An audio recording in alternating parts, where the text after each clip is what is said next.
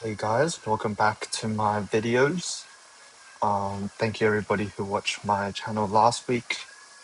Today we are back again. This is the second workout of the same week as last video, and yeah, this was during I think this was on Friday, and yeah, it was super busy because of the Easter holidays. So quite crowded. I think I might have had to skip a few exercises or so just because none of the machines were free. But yeah, I hope everybody's been doing well once again. And for today, uh, I've decided that we are going to talk about stimulus of hypertrophy. So, the main stimulus for hypertrophy is going to be your mechanical tension, and that also might be the only stimulus for hypertrophy. And so basically, mechanical tension occurs in two separate forms. You can have active mechanical tension, which is when the muscle contracts to produce force. So if I give an analogy using a bicep curl, when I go to flex my elbow to contract my muscle, that is, I'll be experiencing um, active mechanical tension. And on the other hand, I have passive mechanical tension, which would be the eccentric phase of my bicep curl. So when I'm lowering the weight back down, or when my muscle is stretched, basically. And so what happens is, as I experience that pulling force, I'll experience a pulling force due to the way the weight works, because as I'm lifting it up, gravity's pointing down and everything. It's going to stimulate myofibrillar addition, which is just a fancy word for um, it's going to stimulate my muscle fibers to to grow.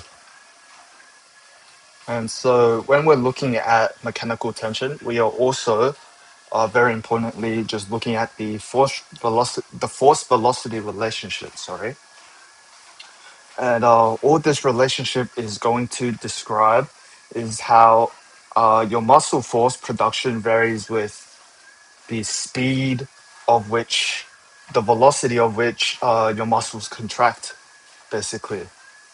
And so at slower speeds, at involuntarily slower speeds of muscle contraction, um, you basically get higher degrees of mechanical tension, and you get higher degrees of stimulus, and as like basically your mind is telling you to produce greater forces. And so on the other hand, if you have very fast, if your speed of contraction is very fast, you're reducing the total force produced by that same logic, which means you won't be stimulating as much muscle growth. So yeah, uh, that is pretty much the driver of all your hypertrophy, all your muscle growth. It is not it, things like metabolic stress and micro tears and whatever else, whatever fucking bullshit you heard is that's not true. Yeah, if you go read any studies done on like muscle growth and metabolic stress and muscle damage, you'll see that uh, mechanical tension will be prevalent in all of them. They're just not mentioned in the studies themselves. But if you just inferred from what you know, you'll see how mechanical tension plays into the roles of muscle growth, like despite all the other variables. And so, in fact, In fact, most of the research done on metabolic stress and muscle damage only measures the it measures a larger growth in muscle size due to the muscle being like swollen from all the extra volume and all the extra fatigue um that you like accrue basically. And so yeah, I'll link a few studies that I know of in the description if you guys are interested. But aside from that, I think that is enough of what I have to say for at least mechanical tension. I think now after that I can just freely talk about how my workout was, how my diet's been, and yeah. Let's see. For this shoulder press, yeah, it was super busy, so the order of which I did my exercises were kind of stuffed. It was like very, very different from how I normally order my workouts, but it's fine. We get back on track next session, anyways. And yeah,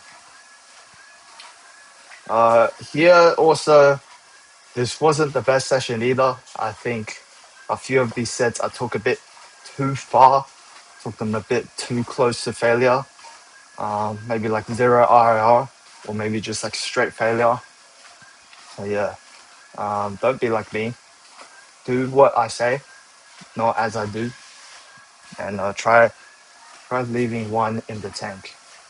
Like for example, here that was uh that was definitely zero left in the tank there. This is a new exercise that I tried out, and I think I might keep it. Um, this is a top half reverse curl for the brachioradialis, because yeah, my forearms are quite small. Here you can see me switching grips every single rep because I was trying it out and I didn't know which grip I liked. And here we have the pec deck.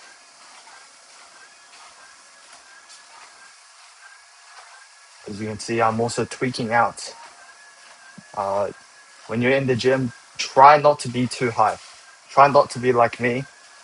When you're too hyped, um, you'll be you'll be perceiving stuff as harder than it actually is, basically. And yeah, you need to be more collected while you train. Uh, and so far, my diet's been going great as well. Um, I'd say I'm down roughly 1 kilo right now. I'm down 1 kilo from 72 to 71. And basically, it's not. I've been trying to bank my calories lately, because there are a couple of days during the week where I just have to go out, and well, I want to, not I have to, but I want to go out with my friends and eat. So I set an average of around 2,000 calories a day. And what normally happens is, if I know I have something planned later in the week where I can't adhere to those calories, I'll try eat less on the days leading up to it. So for example, if I knew I was gonna eat like somewhere around 3,000 calories, um, like on a Sunday, then for the days leading up to that, I eat like 1,600 or like 1,700 each day instead of the 2,000. And I think it's been working quite well. This way, I can still, go out and eat with people, still have a life basically, while cutting. Uh, yeah, some diet tips for you guys: get no sugar, drink no sugar soft drinks. They are they've been saving me so hard. I think I have like two a day. My favorite right now is I found a zero sugar version of Kirk's creaming soda, and all the Kirk's ones, they are so good. You can't go wrong with like a no sugar solo as well. Oh my god, no sugar solo is quite nice. I won't lie to you, but yeah. Also, let me see how I did this leg extension set. I'm still struggling with a bit of knee pain here. So really just working my way back up to the weight I used to do. This set looks quite nice, to be honest. I think I did quite well here.